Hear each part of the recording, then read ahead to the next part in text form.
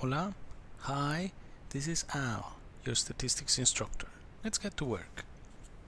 In this video, we will apply some of the estimation techniques that we have developed for multiple linear regression models and apply them to data coming from a one-way layout.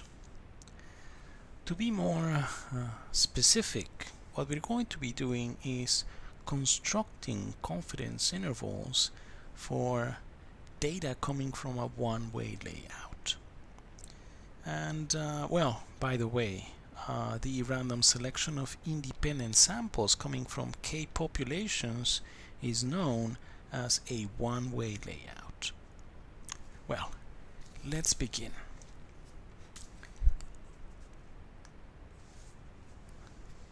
So before we construct those confidence intervals for that particular kind of data set, let me remind you what we learned about multiple linear regression models and how we're going to be applying that here.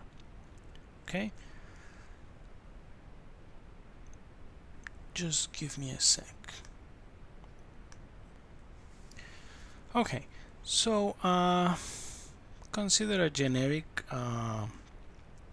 multiple linear regression model with k predictor variables, okay, a random fluctuation, our epsilon, and one response variable, y. So the assumptions for the random fluctuations, the epsilons, are the same as usual.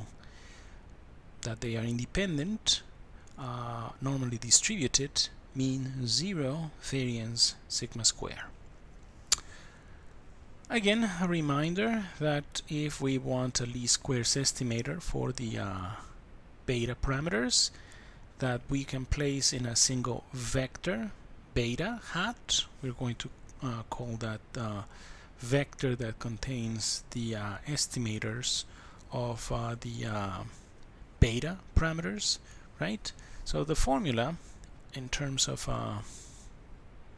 matrix notation, right, is x transpose x inverse times x transpose y, okay, where x represents the design matrix, remember, meaning the matrix that contains as its columns the values for the predictor variables, right, for each of our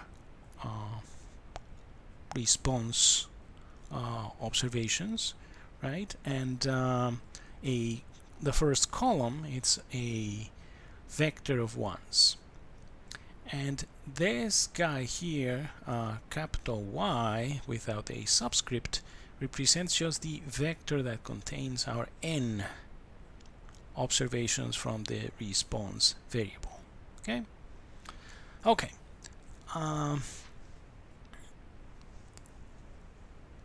We know that we may be interested in a linear regression, in a linear function of our parameters, of our beta parameters, something like this: a0 times beta 0, a1 times beta 1, so on up to ak times beta k, where these coefficients, these a0, a1 up to ak, are just constants, right? And we know that we can use matrix algebra to re-express that linear combination as a product of two vectors, right? The vector A transpose that contains as its elements these coefficients times beta, okay, the vector beta, okay.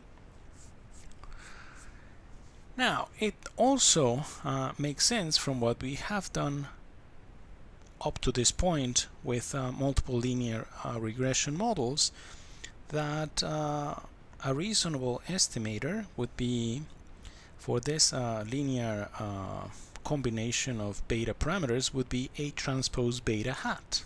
Okay, and that if we want to construct a confidence interval for that linear combination of the beta parameters, it's going to have the general form of an estimate plus minus a margin of error. As we said, a reasonable estimate for that linear function of the beta parameters would be A transpose times beta hat, right? Plus minus the margin of error will be given by this. S, remember, is an estimate of sigma, right? And we know that an unbiased estimate of sigma square is the mean square error, right? So basically that guy S here represents the square root of the mean square error, and this this part of the standard error, you know, is just related to the variance of that point estimate that we are proposing here, right? You remember that we did something like this when we talked about prediction intervals, right? We actually gave an argument as to why that formula makes sense. Okay. Okay, and this guy here, it's just a critical value coming from a t-distribution with n minus k minus 1 degrees of freedom. Okay, and now remember, this is just this n minus k minus 1 is the same as n minus k plus 1, and this is because well, our model has k plus 1, right, beta parameters here. Okay, so keep that in mind.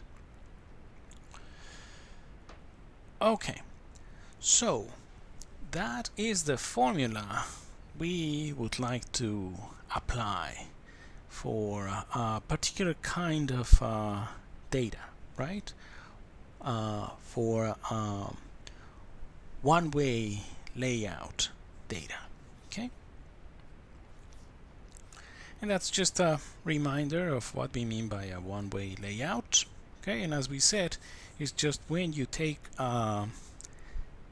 random samples from an independent random samples from k populations. Okay,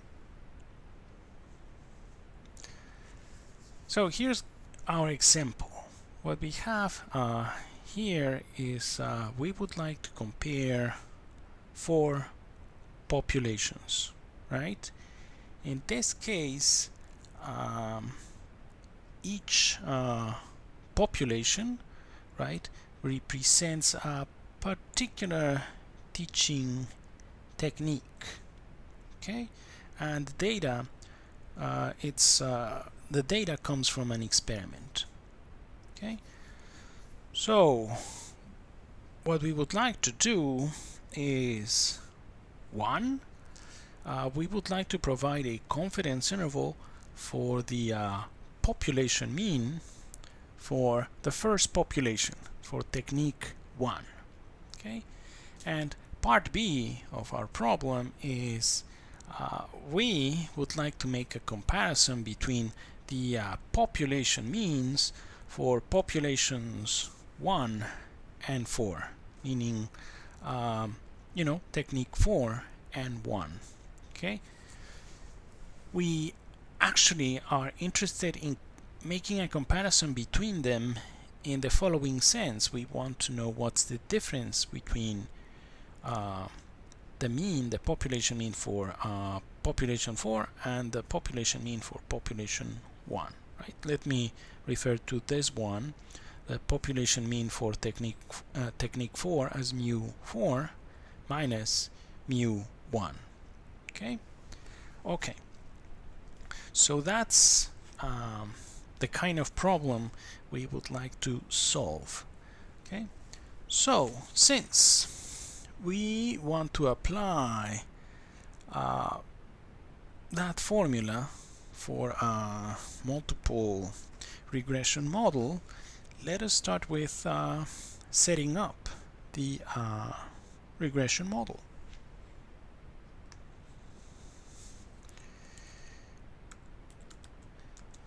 So let's set up the model. But let me show you. That's the data set. Okay?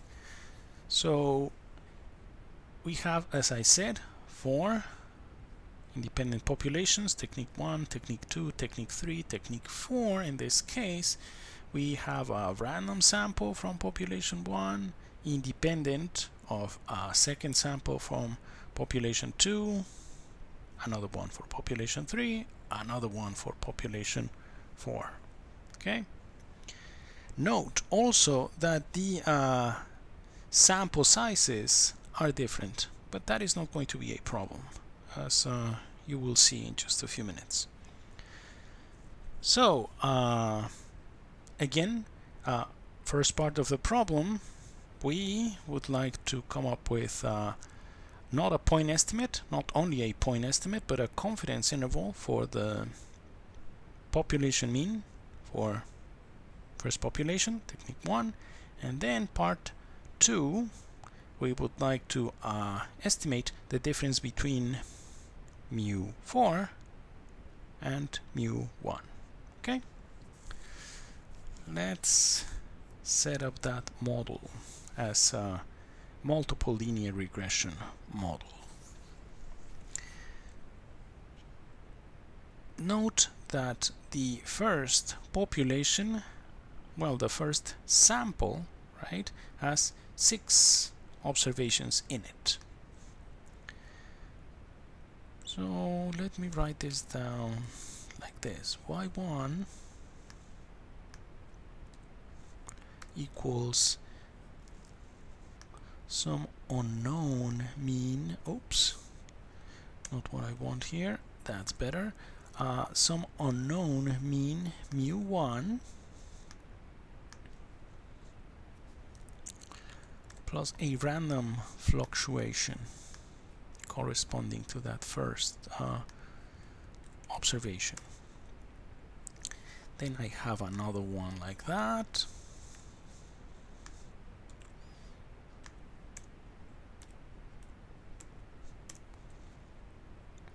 For the second one, and as I said, we have 6 of them for the first technique, for the first sample.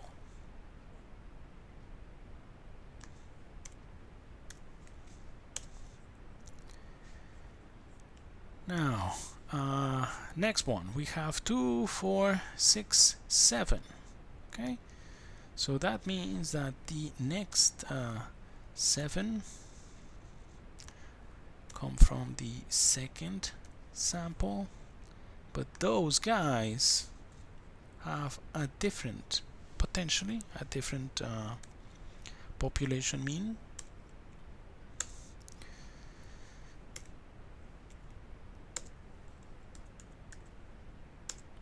So if I have 7 observations there, the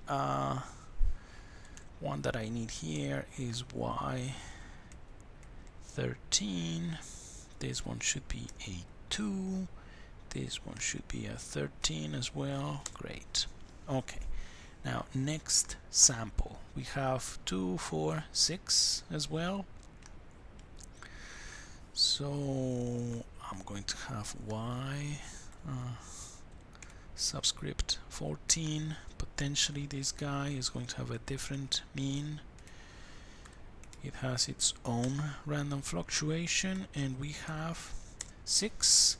So that means that I have to go up to Y19 here, right? Y19. Well, let me copy paste the one that I had before.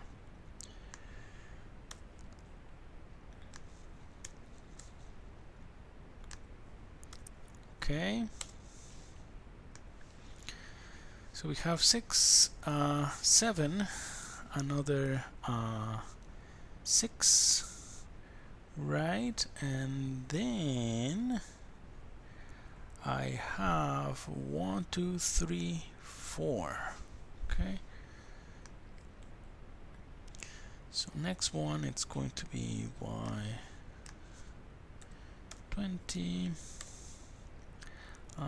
potentially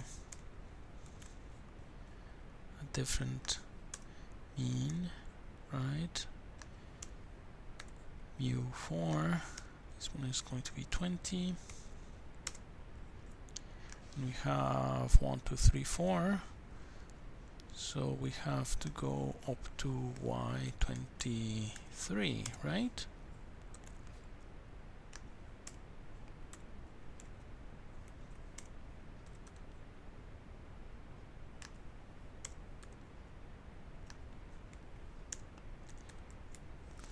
So if I did this correctly, we should have the right number of observations, right? 6, sorry. 7, 13 plus 6, 19 plus 4, 23. Yeah, okay, we're good.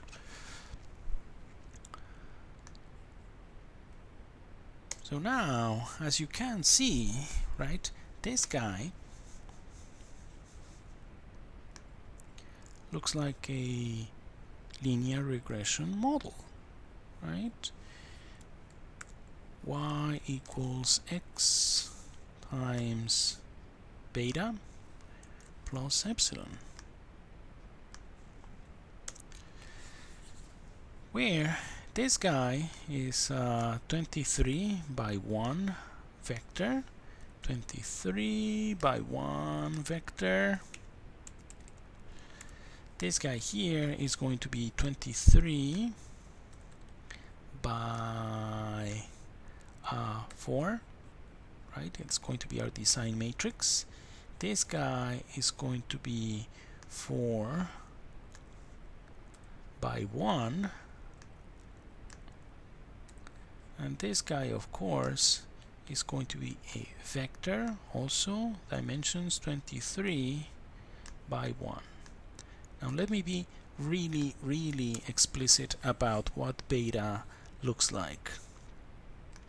So beta is going to be a 4 by 1 vector that looks like this. We are going to have mu1 as its first element, or mu sub 1, mu sub 2, and so on, right?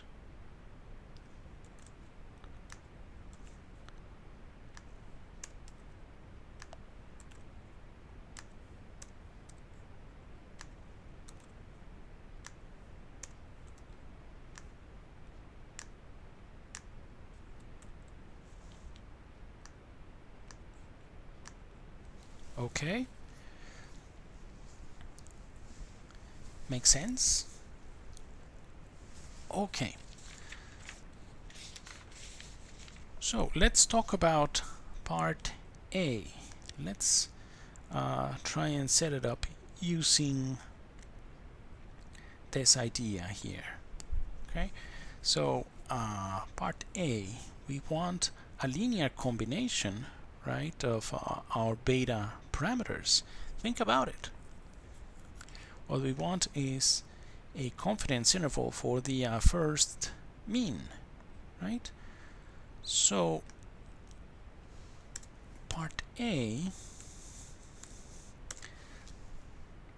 how can we write down mu1, because that's the first element, that's the first mean, right, as A transpose beta, right? Well, mu1 we can re-express like this, right? 1, 0, 0, 0 times beta. It has the right dimensions, right? This is 1 by 4, this is 4 by 1, so we can do that multiplication. But now this guy is an A transpose, a vector A transpose times beta. So we can use what we know about linear combinations of beta parameters in a multiple linear regression model. Okay, so let's launch R, right, to find it.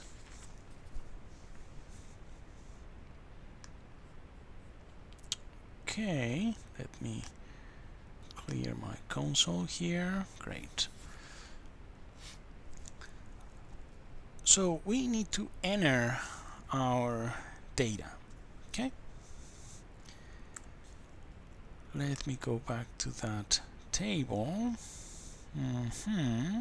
Okay, so there we are. So 65, 87, 73, 79, 81, 69, 75, 69, 83, 81, 72, 79, 90, 59, 78, 67, 62, 83, 76, 94, 89, 80, and 88. Okay, so let me just check that I have the right number of observations here.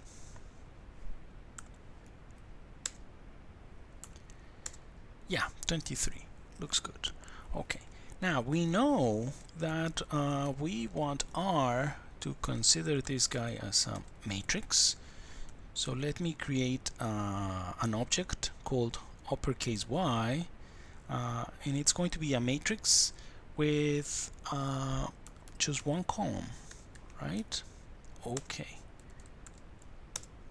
looks good. Okay, so now we no longer need to see our data here. Next step, we need to construct that design matrix. Okay, so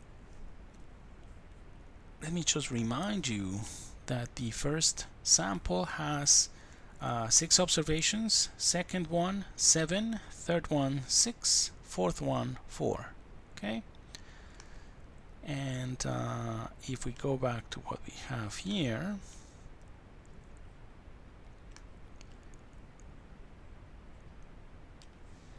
so we have mu1 for the first 6 observations, and then we're going to have a bunch of zeros. That's going to be our first column, right? That one is just going to be the again the first observations coming from the first sample. Okay, let me show you. So x1 is going to be just we're going to repeat a1 6 times, and then since we have 23 observations total, right, the remaining ones 17, right, are going to be zeros. Let's do something similar with x2. Now the first, right, the first 6 observations are going to be zeros. Then we have 7, right, that are going to be ones, because those are the 7 observations for the second population, right, the second sample. Okay, so we have repeat 1 7 times, And then finally the remaining elements will be just zeros. Let's now create the third column, right?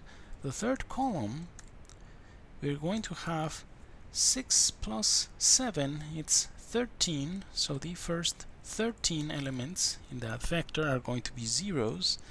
Then we have 6 observations in the third sample, right?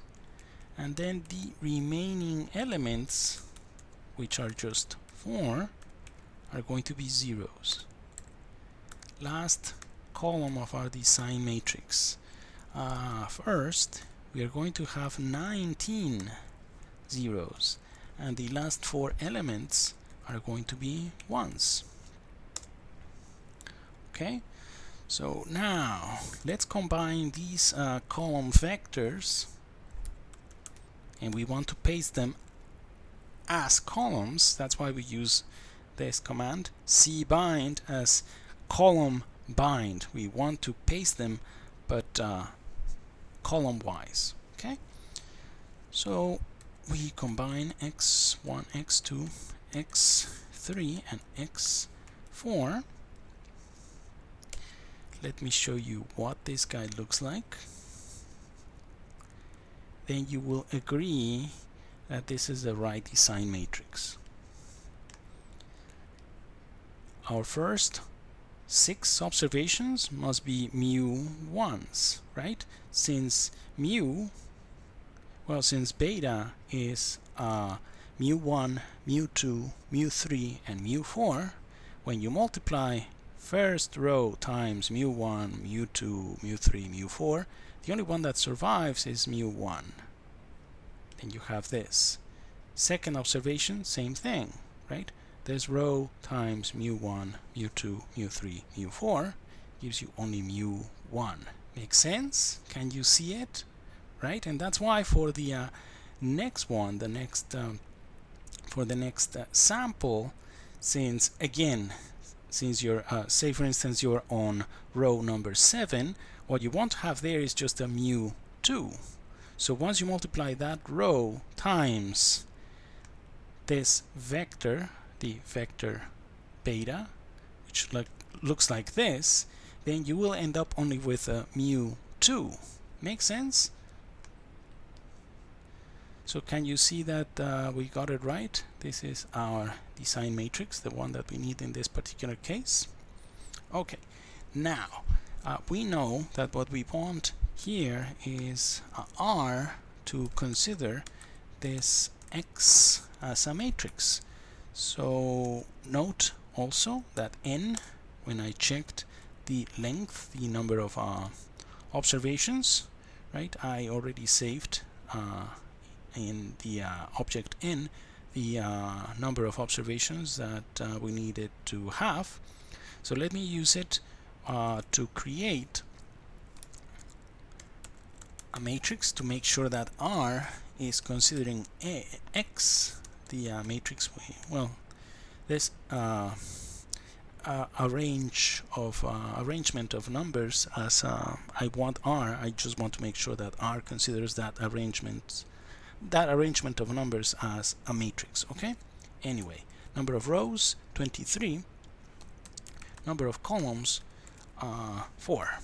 Okay, let me just make sure that it looks fine.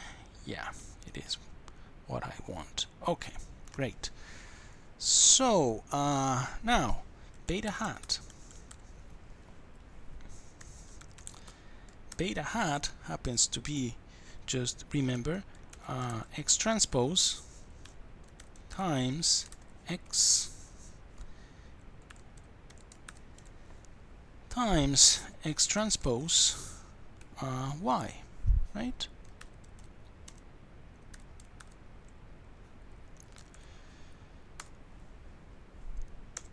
Let's see. Okay, 4x1 vector as it should be, right? And this one would be mu1 hat, mu2 hat, mu3 hat, mu4 hat. Excellent. Now we know, right, that we would like to get this, right? S is important here for this formula, right? So again, remember that S square is an estimator of the variance, sigma squared, and an unbiased estimator of sigma square will be the mean square error. Okay, so as we said before, S here is just it represents the square root of MSE, the mean square error, right? So to find the mean square error, we need SSE, the sum of squares of the error, right? So one way of finding that, right, is finding the residuals, and then you square them and then you add them up. Okay, one way of finding our predicted values would be using the hat matrix, which is just x times x transpose x, this guy here, right, and then times this. That is going to help us find the H matrix, right? So remember, H, the hat matrix, is just x times x transpose x inverse times x transpose. Okay, so that guy must be a 23 by 23 matrix. Let me check the dimensions of H. Okay, that looks good. Now, as I said, y hat is just H times y, right? And that's why, you know, the hat matrix is called the hat matrix, because if you pre-multiply y by H, you end up with y hat. Okay, now how many, right? How many predictors do we have? Or in other words, how many columns do we have in our design matrix? The number of beta parameters is 4, right? mu1, mu2, mu3, and mu4, which means that k equals 4. That's going to be important, because if we want to find the mean square error, we have to divide by n minus the number of beta parameters in our model. So in this case, number of beta parameters is just 4. We don't have an intercept. Okay? Okay. So now, mean square error. Remember that the mean square error is the sum of squares of the error divided by n minus k. So one way of finding the sum of squares error is this. Sum of squares of the error would be take y minus y hat, that's a vector, right? The transpose times that same vector. Make sense?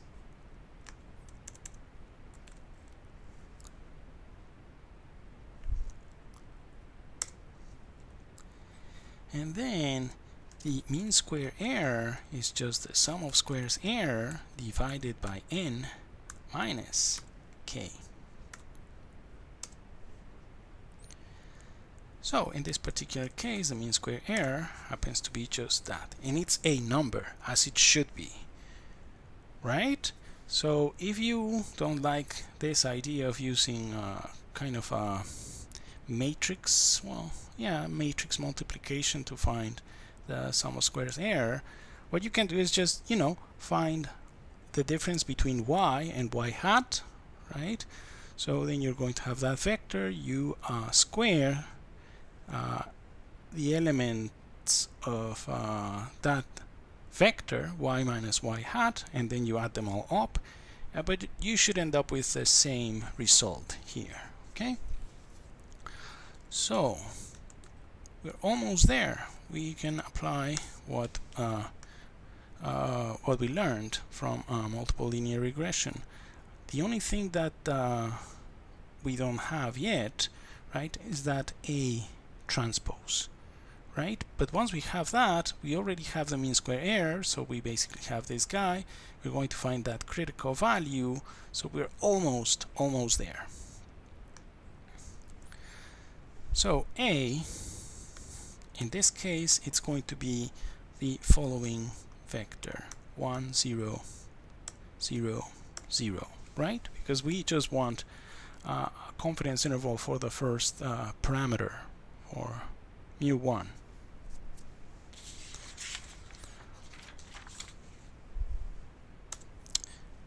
Just like before, we want to make sure that R thinks of A as a vector.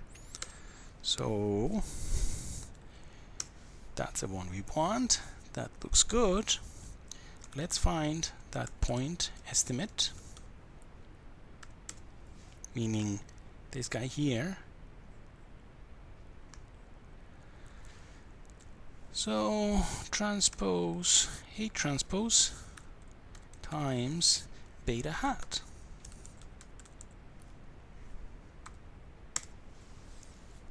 .66666. Okay, great. Looks nice. Now let's talk about the standard error, right? And once we have the standard error, we will multiply by a critical value that will give us the margin of error, and then it's going to be point estimate plus minus margin of error, and we're done. Okay, so standard error.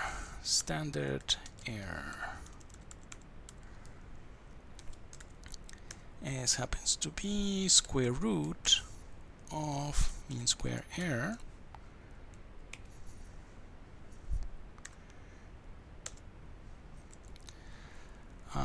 the standard error, which is going to be using that formula that we have here, S times the square root of A transpose X inverse times A. So standard error is just S times square root of A transpose times, well, times as in matrix multiplication, okay? Solve transpose X transpose, oops, X transpose times X, right, times the vector A. Okay. Now, margin of error. Let me call M the margin of error. Margin of error. And I'm just commenting what we're doing here. So if we want a 95% confidence interval, let me set alpha to 0.05. And then our T star, our critical value, is going to be a quantile. And we get it using that Qt built-in function in R that gives you quantiles for a T distribution. 1 minus alpha divided by 2. That's great. I think it's going to work. Degrees of freedom, right? We need that. We know it's n minus k, because it's n minus the number of beta parameters in your linear model. And in this case, we don't have a y-intercept, we don't have that column of ones, so it's only k. We have only 4 beta elements: mu1, mu2, mu3, mu4. Okay? Okay. So finally, M, the margin of error, will be T star times the standard error.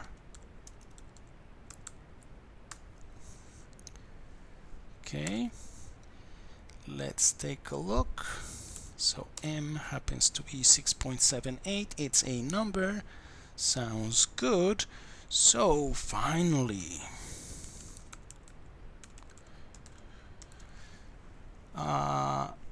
let's come up with a lower confidence limit, which which is going to be the transpose of A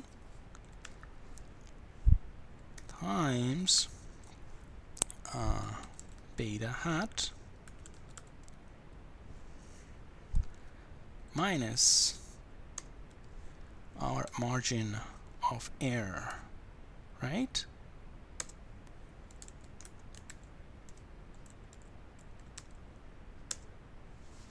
Okay, looks good. Now we need our upper confidence limit. Let me borrow this. That one is just going to be same idea, but with a plus, right? And by the way, I guess yeah, no, that's fine. Yeah, our point estimate. I thought that maybe I had saved something called like point estimate, and then we could have used that. But yeah, so it's just this expression, which is what I used this, right? Okay, anyway. So LCL, the lower confidence limit, is that, and the upper confidence limit is that number, okay? So what we have here is that our 95% confidence interval for the population mean mu1, which represents you know, the average mark, I'm guessing, from the kind of data we're dealing with here, right? So that would be like the average score for students taking this class using teaching technique number 1. Okay? Okay, so now that's part A. Part B, what we wanted was the what we want is the difference between population 4 and 1. Okay, let's write that down. So for part B, what we want would be something like this: mu4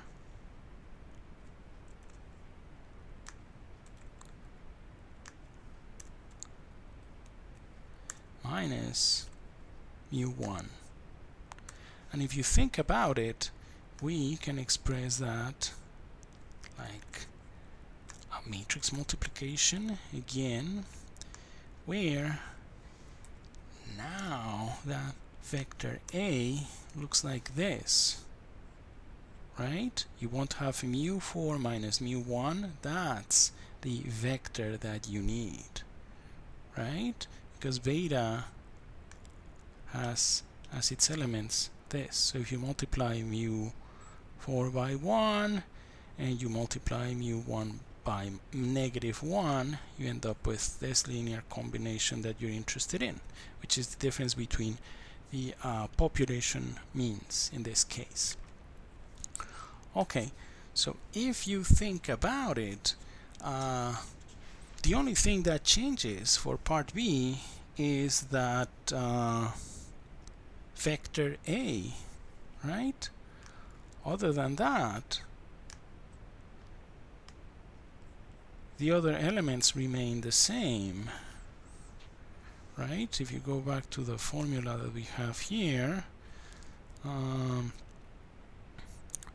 right? The point estimate changes here. This is going to change, but this guy here, the mean square error, that is not going to change, right? So let's quickly do that one. Part B. So our new A looks like this. It's going to be -1, 0, 0, oops, comma 1. Now the point estimate looks like this. Point estimate. It's going to be A transpose times, oops, times beta hat. Beta hat doesn't change.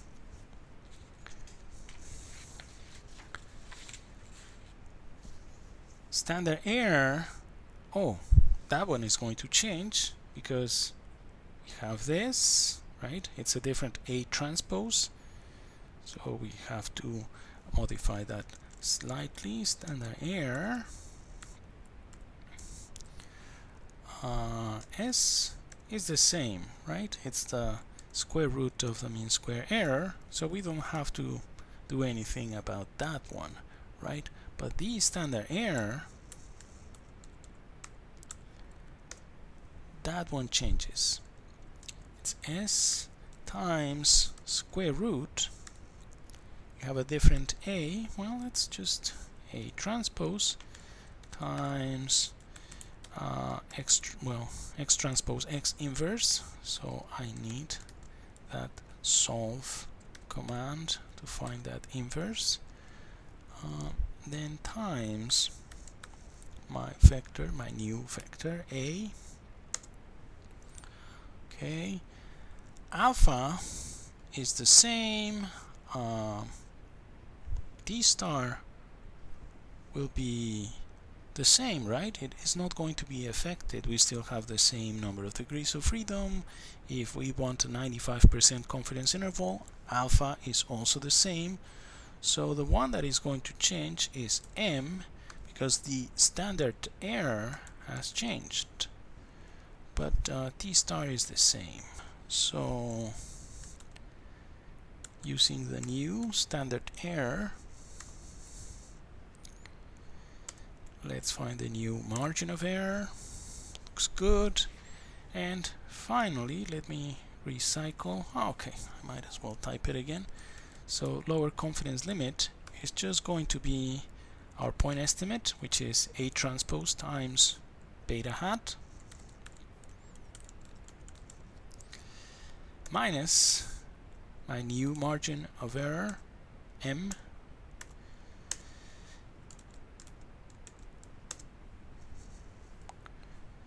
and the upper confidence limit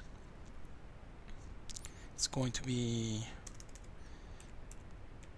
basically the same, but we are going to change signs here.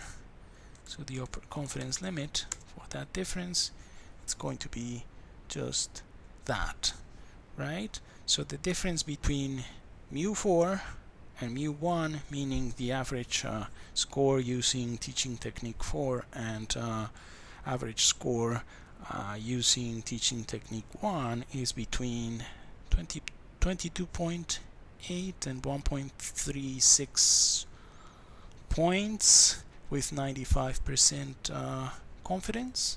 Make sense? Okay, so let's summarize what we did here. Okay, what we did here is we basically realized that we can apply our ideas for multiple linear regression models for different situations, right? We can think of for example, this sort of data, experimental data coming from a one-way layout, can be analyzed using the techniques that we have developed for multiple linear regression. Okay, and in particular what we did here is we constructed confidence intervals for what we in multiple linear regression models think of as just linear combinations of our beta parameters. Okay, but in this case they can be translated to confidence intervals for means or difference of means for different populations. Make sense? Okay, now just as a final comment, let me take a look at beta hat here. Let me show you.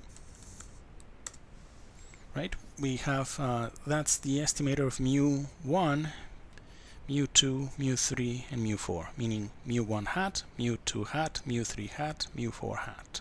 Right.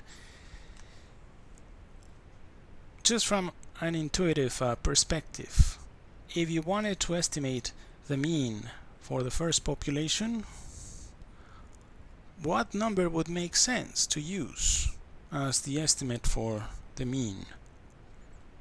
Well, the sample mean? Let's see.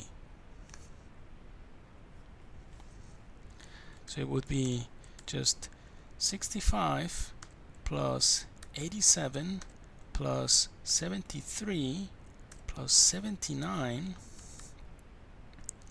plus 81 plus 69 divided by 6.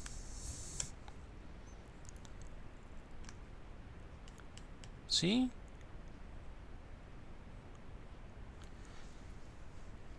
Least squares estimators, in this case, they seem to be the sample means, which makes sense from an intuitive perspective. Okay, anyway, so that's it for now. Thank you so much for watching. Please take care and keep working hard.